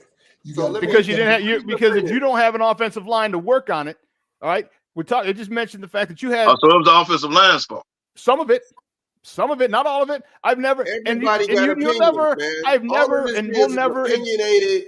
will never say Justin doesn't have his issues. All right, he does, but everyone has their issues. But you know what? What if they was open and he was still holding the damn ball? If they're open, okay, yeah, then that's on Justin. But he was still holding the ball. Then that's on Justin. So you know, so you're, but the thing is, what you're saying is, and the way it's intimated is that Justin is the only person that holds the ball long. Justin is the only person that makes it. No, I never said the word only, sir. I didn't say you said it. What I said was you intimated. You don't have to say stuff to get people to think a certain way. Okay, you don't have to say something. What you're saying, but I never said only. I never say Justin. We talking about Justin. I'm not saying he's the only one. We're talking about Justin. Right, and he's like y'all said earlier. What everybody else has done in the NFL. He misses receivers. But we ain't talking about everybody else in the NFL. No, we're talking about Justin. But here's the thing. That's what y'all was saying earlier. You got to factor all that in if you're about to pay this man. Or you want to keep them, like you got to think about all that. And if the first time offensive coordinator didn't trust him. Here's the break, and we keep calling him the first time coordinator. Getsy was the coordinator for 2 years. That was his second year calling plays. He wasn't. It wasn't his first year calling plays. Last year was his second year calling plays. Where did he call play? I'm talking about with the Bears. He was with the Bears for 2 years. So last was here's what it comes down to. Do you want a special quarterback? If Caleb Williams is this guy that can make everyone around him better. Or do you want a guy that you have to put all these Pro Bowlers around for him to be good? Great players make everyone just answered your own question. Great players make everyone else better. Why does Justin need all this stuff? He needs Marvin Harrison Jr. He needs this. He needs that. If you say he Brock Purdy? Brock Purdy was the last pick in the damn draft. But you just answered your own question. Do you want a guy that you think is special, that you think that can make all the throws and everything, right? Do you want a guy that you got to constantly put people around him just so he can succeed? Because you don't trust him. No, you really want to build your team. So what you're saying is, I don't need to get good wide receivers. I'll get average wide receivers because my quarterback's supposed to make it better. Or I can don't poo-poo the fact that you're getting quality receivers. Don't poo-poo the fact that you're getting really good receivers. Don't poo-poo the fact that you're upgrading the offensive line. So you're saying, oh, we don't need upgraded offensive line. We don't need great receivers. We don't need all that if the quarterback's this. That's not true. That's not true. But all you hear is Hollywood. Sean, all we've heard. It's not what you say. It's what you intimate. Sean, it's not what you say. It's what you intimate. Wait, Sean, but all we hear is Justin don't have a line. Justin don't have receivers. Justin don't have this. Justin don't have that. at some point it's not everyone else's fault. The coordinator sucks. Everyone around it is everyone else's fault, and no one's putting it on Justin.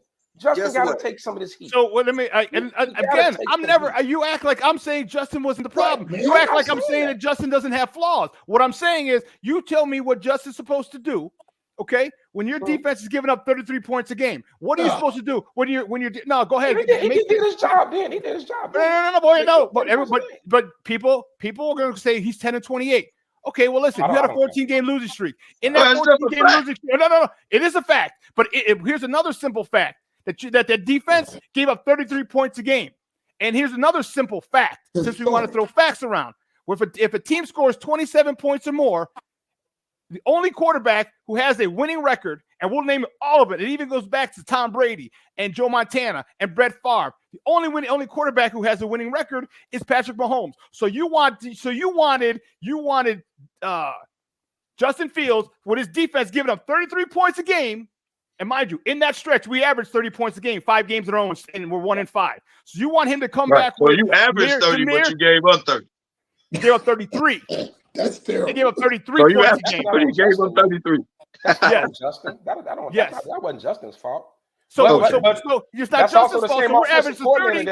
That we just Sean, just say you want to keep Justin at all costs, dog. It's cool. No, I told you. I have no problem. Right. I do want to keep Justin because Justin is the best one for this job. Hey, Ben, he's the best one to lead this team.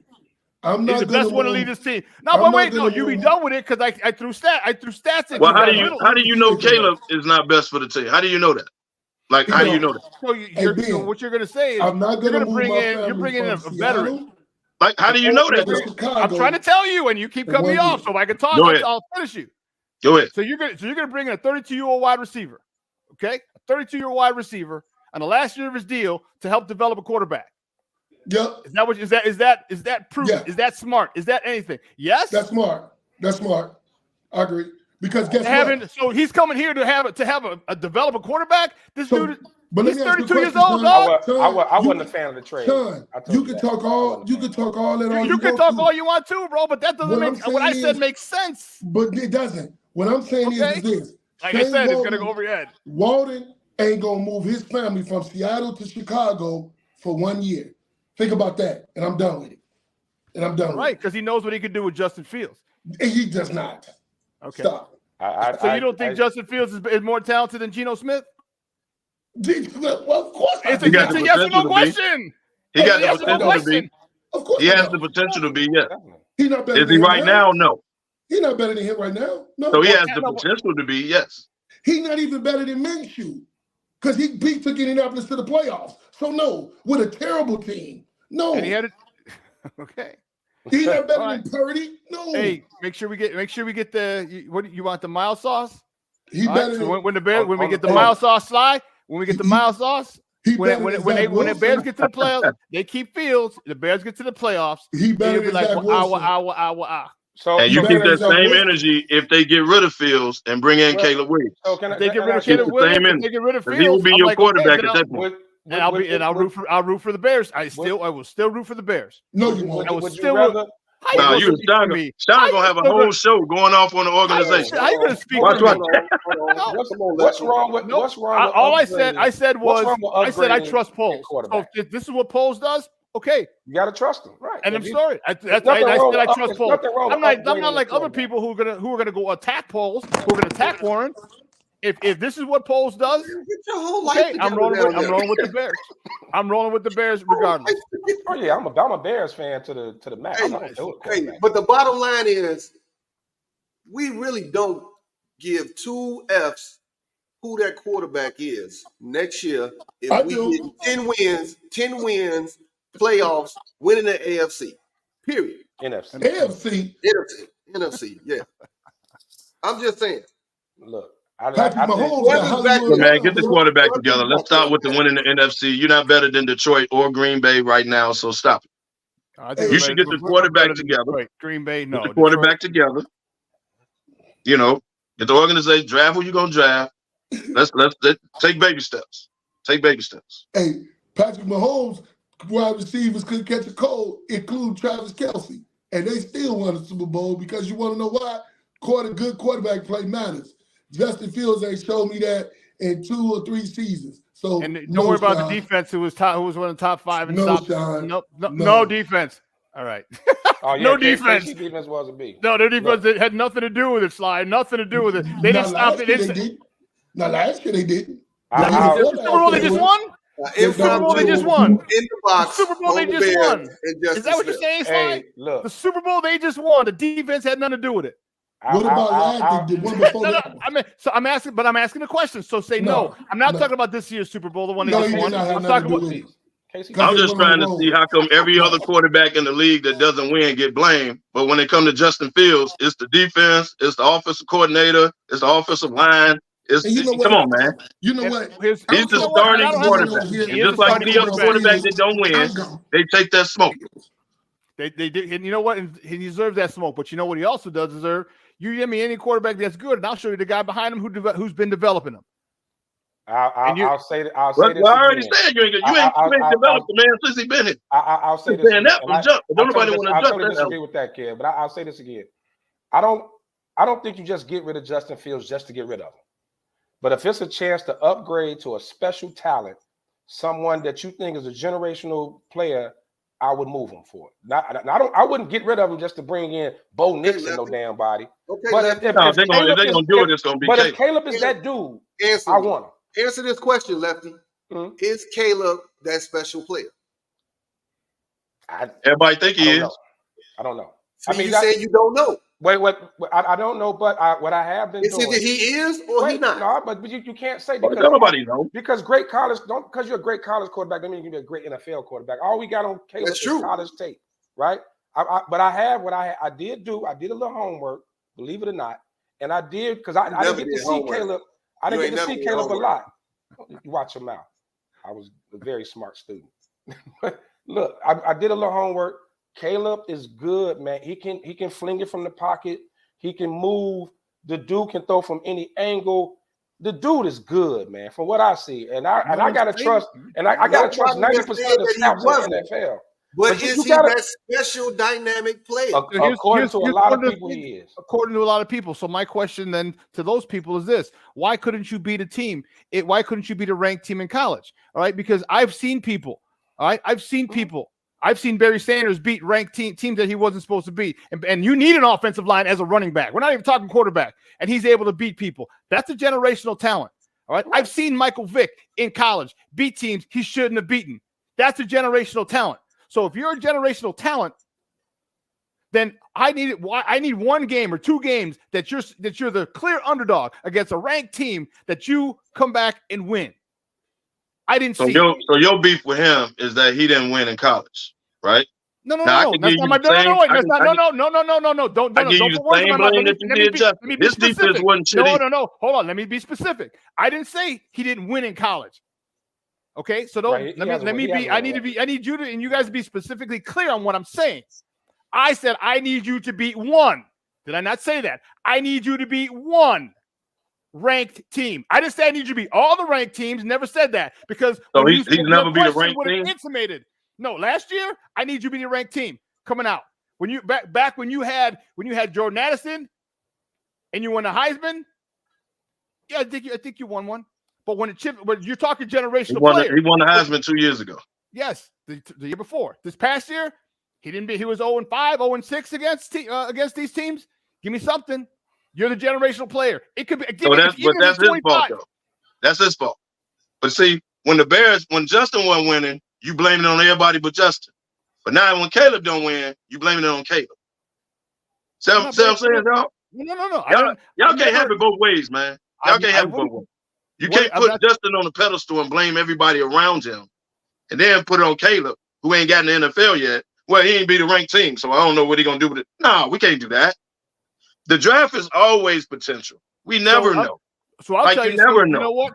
So here's what Justin has. Justin did beat the division winning the NFC North division champions this year with the lineup that we're talking about. He did. Okay, he did. And he should have beat him twice. He didn't. So what I'm saying is, so you're talking about that about Caleb not being able to do it. Justin just did it. He beat the division leader late in the season. It wasn't the beginning of the season when we don't really know who everyone is and where they're going to be and the quality of it. We don't know. He beat him at the end of the season. So Justin beat a division leader, Division and winner, Caleb didn't beat a ranked team.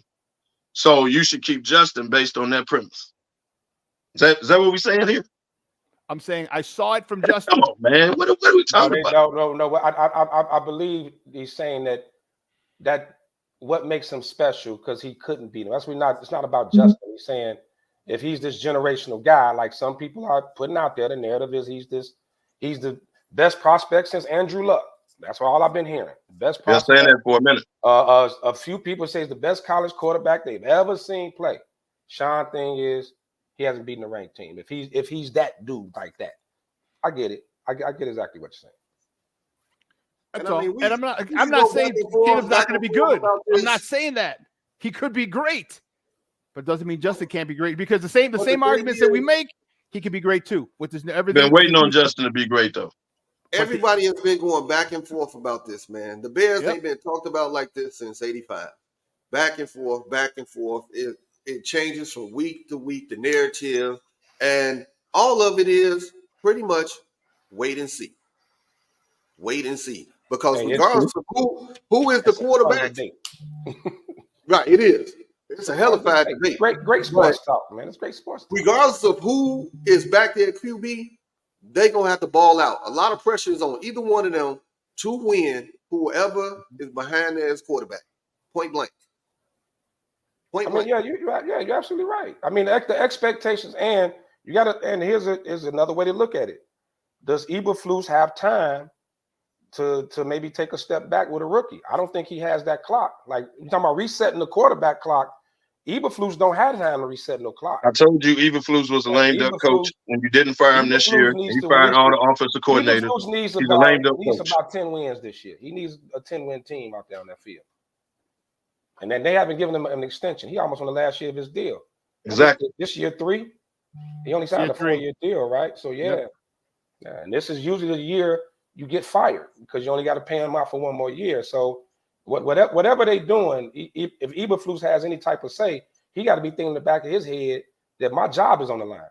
So whether I think Caleb is special or whoever can get me to keep my damn job is who I'm pushing for. Now, whether Pose listens or not, but they seem to have a good working relationship. I think they're working together on this. I do want to say big ups to everybody that's making comments. I mean, they going at each other in the comments, man. Like Fat Boy Food Reviews. I mean, YES. They going back and forth in the comments, man. It's been this comment section is lit, gentlemen. It is lit. It is on fire. John Paul, Yada, name it. That means we did our job, fellas. Yeah. Big old A. Man, you guys are really blowing up the feed, man. I'm gonna light up the comments more because me and Sean were talking backstage, and Sean didn't like the fact that I don't like the Keenan Allen trade. I was not a fan. I'm sorry, I was not a fan. Now you know that Keenan Allen trade came because the Chargers wanted him to take a pay cut. He said after the season I had. Right. He was like, I'm not doing it. And Mac and Bosa restructured. But he said no. Michael, now don't get me wrong, Sean. If they would have picked up Keenan Allen, if he'd have got cut and they'd have picked him up, I'd have been cool with it. You know me, I'm a fan of those mid-round picks, those third and fourth round picks. Those be the guys that no one talks about and come out and be stars. Like I'm a fan. So to give up a 4th rounder, that was my issue. That's your issue? That's my only issue to give up the 4th rounder. That's the only issue with it. I like him. The only issue I have with that is if they don't extend him. Because you can only probably extend them like another 2 years. Right. Because at that point, he'll be 34. Like, come on, man. But here's the crazy part. He had 1,300 yards last year, man. Yeah. Like when he's healthy, he balls up. He's not going to be, and he was their number 1 dude. He ain't gonna be.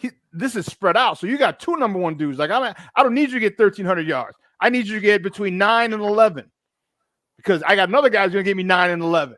So he ain't dealing. And let me tell you something. He ain't dealing with double teams. Who you gonna double team? Who you gonna double team? Him? You can't give it to DJ Moore. You gonna double team DJ? Give it to him. You gonna double team both of them. You ain't got enough DBs because then you got Cole Kmet and you got the slots. So I think this might actually elongate or lengthen his career. He might be able to play 3 more years. Yeah, but in a wide receiver deep draft, like, and it goes past just the top 4 or 5 receivers with name, and they said this is a deep very wide deep receiver draft. Like I think you. That's why you pick up a wide receiver later. Like you could. I think you could have drafted one on a rookie deal, a younger guy who could have, like, even if it wasn't Marvin Harrison or Doomsday or Neighbors or whoever, I think you could have drafted someone. But that's why I wasn't a fan of the trade. Like I said, if they'd have signed him flat out, I'd have loved it. And didn't give up any assets, is what you're saying. You gave up the assets. I didn't want to give up the assets. And I think I think Poles drafts well in those mid rounds. I think he does a great job in those mid rounds. So to give up a pick, like I said, hopefully the plan is to trade and get some more draft picks. Because I think Poles drafts pretty good. I do. But because his first 3 rounds have been great, except for Velus. And if Velus has a decent year under Shane Waldron, then all of his first 3 round picks within the first 3 rounds will have been very productive. Right. So Velus is really because they got Tyler in the 4th, didn't they? Do you remember if they got Tyler Scott in the 4th?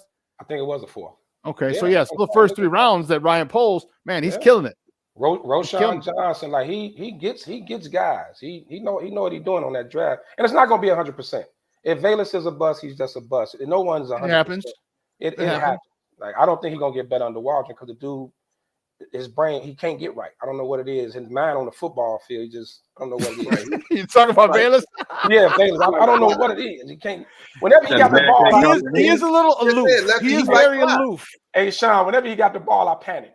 I'm like, no, yeah, I do too. I ain't gonna bull jive you. Yeah, I do too. Like, don't fumble. Like, you know what? Just run faster than everybody else to get away from him. I mean, that's what I'm hoping when they get him on a slant and then just keep running away from everybody. And so no one gonna catch him. So just keep running away from everybody because I don't want you running into a crowd because that really bothers. Pretty high level. You had some guys who were just freak of nature athletically, but when it came to actual football, they weren't that good. And I think that's Vegas. He can outrun a cheetah, but the man can't run a route. The man can't run a route a 5 out and save his life. So that's why I think Waldron says, okay, here's what we're gonna do. You're gonna run 3 routes.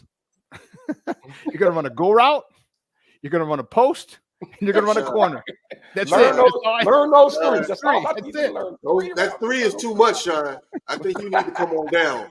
Hey, it can't be like, see the post in the middle of the field, run to that. You see the pylon in the back corner, run to that. Hey, do him like Willie Gault. Willie Gault had no route tree, just run, go, fly, go. That's it. Willie Gault couldn't run a post to save his life. Just run. That's all we need you to do. Is run. When we see the Bears home games, you're gonna see little markings with a V. That's where you run to.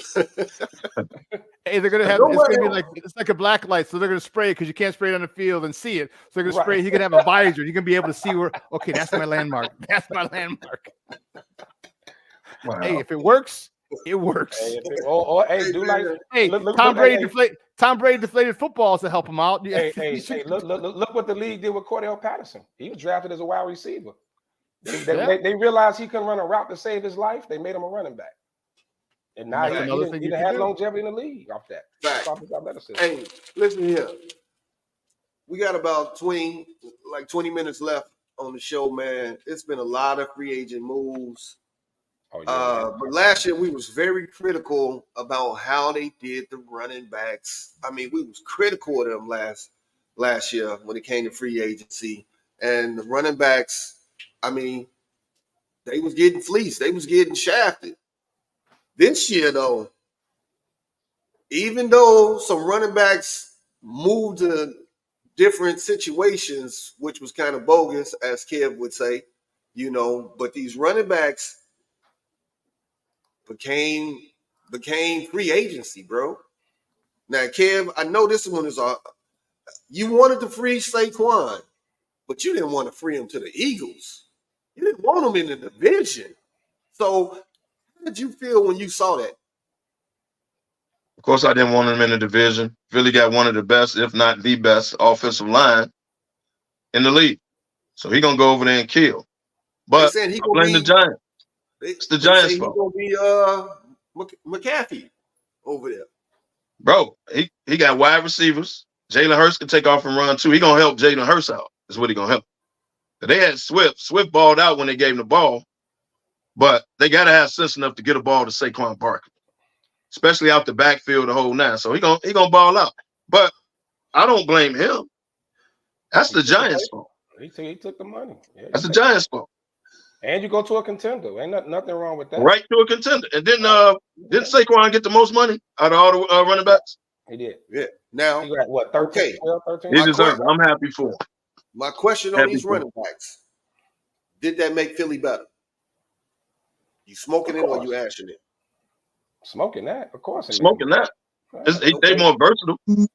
Okay. It's similar to adding McCaffrey to the Niners. I think it's on that level. Derrick Henry to the Ravens. Smoking an ash. Did it make it better? Smoking that. Smoking that. That's dangerous. Either Lamar can take off or come on now. Well, just let Derrick Henry just run downhill. And Henry don't get hurt. All the Ravens running backs get hurt. He hurt people. Put it like that. All right. Joe Mixon to the Texans. Love it. I love smoking that too. I love that move. What was Cincy on? They woke up one day and didn't want the man. I don't know what that was about. It was more about financial because they trying to keep T. Higgins. They got to come up and pay Chase in a minute. So I think it was all a financial cap space move. But you don't make the team worse. Man, I don't think they had a choice. Did they trade him or did they cut him? They were going to cut him, and then the next day they traded. They ended up trading him. And you traded him to a team you're gonna have to go through to get back to the Super Bowl. Facts. Shit. Facts. At least send a man to the NFC. You sent them to the team you might have to run into. Okay, so you smoking or ashing Devin Singletary to the Giants. I'm smoking that one because you lost Saquon, and he had a hell of a season last year. Buffalo didn't use him right in his rookie and sophomore years. So I'm smoking that one. But Kev, I don't know how you feel. Yeah. I've got it in between. I think he ain't no Saquon Barkley. He'll be great with a great offensive line.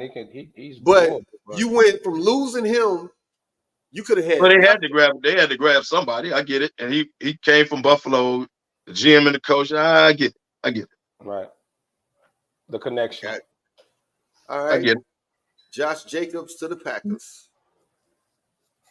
I'm gonna ask you because it's the damn Packers. That hurt my soul. That hurt my soul. That one hurt my soul. So I'm gonna say this. I'm gonna smoke it because Josh Jacobs, when healthy, is the bad boy. I don't understand why you wake up one day and you tell Aaron Jones, as much as he's done for you, we're gonna move on. The very same day you signed Josh Jacobs. Like, what did Aaron Jones do? I think it was the money. It was the money. You got Jacobs. But you the one gave it to him 2 years ago, right? He got paid the same time Mixon did, right? Yeah. Hey, Kev, I agree with you, but Aaron Jones was a bear killer. I'm glad he gone. Goodbye. Goodbye. He was a Bears killer, man. I can stand when he's got facts. He was a bear killer. Goodbye. Lefty, we didn't get rid of him. Just don't understand how he got ran out of town. Aaron Jones and the Vikings. Yeah, but Sam Darnold, their quarterback. I'll take that. I'm good. I'm cool with that. Go ahead. Go play for the Vikings. I'm all right with that. Did the Chargers just like wake up and say we clearing house? Because Eckler is with the Commanders now. You smoking or ashing that? It'd be good for the Commanders. Yeah, it'd be good for the Commanders.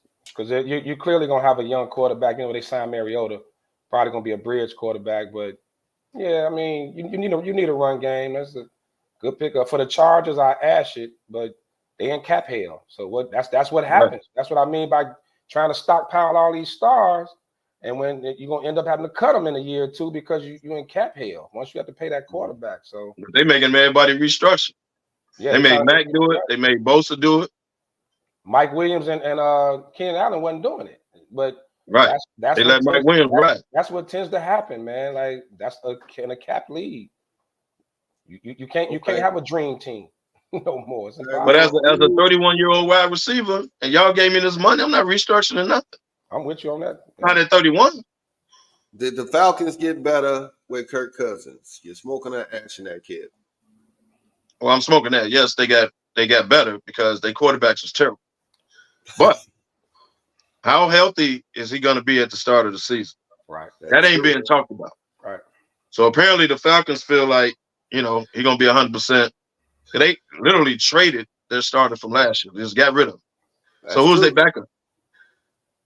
The other So they dude must be riding on the fact that he's The 100%. other dude that was trash. Yeah, the other trash dude. We don't even know his name. He was that bad. Yeah, you got to smoke that just because the fact it's an upgrade over was Ritter, whatever his name. Yeah, Ritter. Yeah. Ritter, it's an upgrade, but Kirk Cousins can win you games, man. But I don't think he's no savior. I don't think he can come in and make them win games. I don't think he'll come in and make them a contender. Everybody talking about they can contend for the NFC. Hell no. No, that's because of the division. Yeah. Like their division terrible. So he'll come in and, you know, Atlanta run off the win. They won like 7 last year, didn't they? Baker cooking, baby. Baker in Tampa. You still got to beat Tampa. Heineke is the backup. Heineke is the backup. Yeah. There's a lot. Yeah, it says a lot. I mean, he's a decent backup, but yeah. Right. So did the Steelers get better with Russell?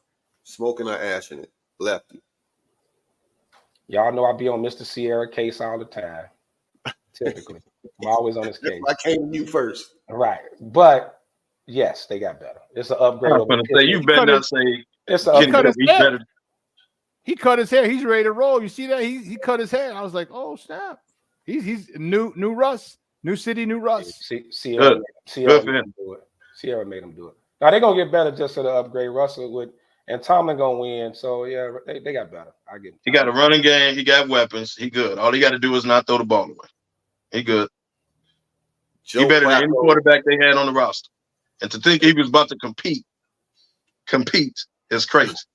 Pickett knew the business. Get me out of here, man. And to get him on a 1-year veteran minimum, man, that was a great move by Pittsburgh. Right, you ain't paying him nothing. And if it technically don't work out, I mean, they back in the draft again, but you can either draft or if Justin's available, you can make that trade. I mean, why not? If he's available. All right, Joe Flacco to the Colts. Kebo. Whatever. But he backing up Richardson? Mm-hmm. Backing up. Look at the season he had. And he only played half a season. Yeah, because Minshew gone to the Raiders, so Minshew gone. Yeah. And Richardson got hurt his first 3 damn games. Did he finish a game? Well, the play calling is what got him hurt. No, did he finish a game? He hurt right. He thought I don't think he did, to be honest with you. He could run into these big ass linebackers and be good. This the NFL. That shit don't fly. But Flacco had a good year in Cleveland. I wonder why he just upped and back. Yeah. Well, because they wanted Jameis Winston. Right. Did I say they did go after Jameis. They wanted Crab Leg Winston. Crab Leg Winston. And if Deshaun don't hurry up and live up to that damn contract, if Mr. Massage don't hurry up and live up to that contract, this is his last shot. They need to send a masseuse down there and get them together. Did you see when I posted in the group? What do you call this duo? Winston and Mr. Massage. What do you call that duo? A crab leg spa. Spa, get a massage and crab legs all in the same spot, baby. Ain't nothing the wrong thief with and the perv. Right. Sound like an episode of Law and Order SVU. Oh shit. Now, Kev, your arch rivals. What are they doing? What are they not doing? Are they in cap hell, the Cowboys? Because I thought he was on the boat and didn't have no Wi-Fi, so he couldn't make no moves. I don't know. But they stood pat. No moves. And is this all because of Dak's contract that got them kind of handcuffed? I mean, what is it, Lefty? It's a great question. I don't know what they're doing. They let go of Tyron Smith. They lost their left tackle. I think they finna let is it Gallard? Got one of those receivers they about to let go too. Yeah, they finna let go. Pollard, they let Pollard walk. I have no idea what Dallas is doing. I thought they would be way more active than they were. I don't know what's happening out there, man. They can't do a damn thing until they decide what they're gonna do with that. And on top of that, you kept McCarthy for another year. I don't know what the hell they're doing. I don't know. And so they They got to take care of Dak right now. And I think CD Lamb is coming up like next year, so either you extend him or not. They got I think they got 2 years before they technically have to pay Parsons. But they can't do nothing until that. That's why they couldn't go out in free agency. Dak they got to decide, okay, what's the number? What's the number? All right. They can't tag him. They can't, like, Dak got all leverage down there, man. So, yeah. till they get that together, they can't do nothing. Fact, Now, this was a question that I saw in one of the groups. Which is the best new quarterback, running back combo on paper in the NFL? Is it Hurts and Barkley, Stroud and Mixon, Jackson and Henry? Kevo, who you smoking with? I got to ride with my throwback jersey, man. I got to ride with Hurts and Barkley. Wow. Jackson Henry is a close second, though. But hey, I'm going Stroud Mixon, man. I love it. I love that move, man. I like all of them. Stroud was dropping back. Stroud was flinging that thing 40, 50 times a game. You ain't got to do that with Mixon, man. That's a good look. Yeah. I like that combo. That's the most under radar one out of the 3. You're right. Absolutely. Because Mixon is a dog, man. And he has been healthy. He healthy. I mean, Jesus, I hate to see him gone from Cincy, but pairing him with Stroud, that's strong. Yeah, that's why I didn't understand the trading him there. I didn't get that. I didn't get that at all. Now I like all 3 actually. They all 3 of them good moves. All 3 of them, you can't go wrong with either selection. But I'll have to go that Stroud Mixon. But that Jackson Henry could be so dangerous. That's just gonna be dangerous. Yeah, yeah, it is. It is. I mean, that's that no wrong answer thing right there. Whoever you pick. Yeah. You know what? We've been talking football. Show a little love to the NBA. The NBA starting to heat up. You saw Boston play Denver recently. Great game. If you had to take somebody, if they are the teams that meet in the chip, Lefty, who you taking? Denver. I'm taking Denver. I do think this is Boston's year, especially if Porzingis is healthy. But Denver, man, it's just something about them. Whether you like them or not, Joker and Murray and what they did last year in the playoffs, I got to go Denver. And it's going to definitely depend on home court because if you got to go up in that altitude, it's something totally different. But I'm going with Denver. Now, Boston going to finish with the best record. They're going to get home court. Right, they're right. They'll get it. But I'm just saying, Denver, I like something about Murray, man. Murray and Joker, that damn combination. I don't know. But if you ask me individually, I got to go Denver. Denver just beat them twice. They just showed you, hey, man, y'all got to come through us. I think Aaron Gordon's a problem for them. I think that's Aaron Gordon is a problem for everybody because he is the bully of the NBA. If you watch him play, he bullies everybody, man. He's a perfect compliment, though. He cuts, he finishes strong. Like he don't need the ball. He don't need the ball. He don't try to do more than he can. He stays in his lane. That was a great pickup for them. So with him, it doesn't matter who's guarding him. If he get it in the paint, you in a fight with him because he's gonna bang you, bruise you up, and if he misses the first shot, his second jump, he right back on it. So you get beat up all day. Perfect compliment to Joker. Perfect. Like, and so you got Jamal Murray, the closer. You got KCP, Michael Carter, Williams, whatever his name is, shooting threes. Like they all spread out. Like they got weapons. Michael Porter, my bad. Porter Jr. Michael Porter. Yeah. You got him and KCP just sitting out hitting threes. Yeah. I'm going opposite of you guys, and I'm gonna say Boston because I think that Holiday can match up with Murray. I think he can match him up especially in that fourth quarter, and make it very difficult for him. He the best chance they got. Yeah, he's the best chance they got, definitely. They don't have nobody that can hold a fire to Tatum. I'm sorry, they don't. The key in that series have to be Porzingis. Porzingis is the one. Porzingis would be the key. The unicorn they call him. How he plays against the Joker will be key.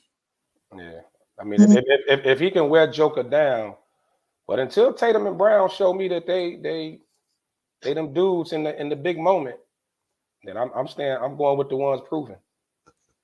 Tatum has to show up and say, "I'm the dude. I'm the dude." Like he has to do that. Like he got his mentality. I guess what I'm trying to say, his mentality has to be like that Mamba mentality. He has to be, I'm the dude. And ain't no taking no backseat to Brown or he was hot. No. You the man, dog. You're the man. No one will get mad at you. Take over. Do what you got to do. Brown can be a compliment. But you got to realize you the man. And I think if he goes at it like that, Boston will be all right. I just don't think they can mess with Joker. But is it anybody that's going to challenge Boston in the playoffs? In the East, what we have seen so far in the East. In the East? Or they gonna walk through unscathed? I think a healthy Knicks and a healthy Milwaukee will give him a run for the money. Everybody healthy. I agree with Kev. And if Philly had Embiid, but yeah, that's why I'm counting them out. If Philly had Embiid, but Milwaukee, for everybody counting them out, they ain't no cakewalk. Well, they've been winning. Doc, whatever happened in the locker room, Doc has kind of switched the gears and got them winning. So did you get Doc Rivers a compliment? I know. Right. Did you get Doc Rivers a compliment? I did. You must thought long and hard about that. Let me write this down. Kevo. March but I've been 16, watching it like 2024. Okay. You get Doc Rivers a compliment, okay? Yeah. Write that down. Yeah. Now, when you go over to the West, though, it's not an easy road for Denver. Nobody. Shit. No. The West won't be a gauntlet. But see, here's the West that messed up. Minnesota. Well, I know Towns hurt. OKC just young. But now you can let Denver get the number 1 seed out there again. Right. You got to go to that altitude. That's the problem. You knew Minnesota was going to have a slight fall off losing, Big Cat. Yeah. That's 20 plus points a game and 10 rebounds a game. Yeah, that was going to hurt them.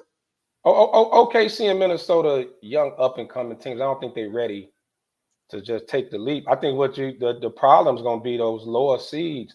Sacramento is a problem. Like, what was they talking about Sacramento? Lakers how big of a problem they are. Sacktown is an issue, man. Them boys are, and they've been together. They've been together about 2-3 years now. They're a problem. They are. It's a matchup problem for the Lakers.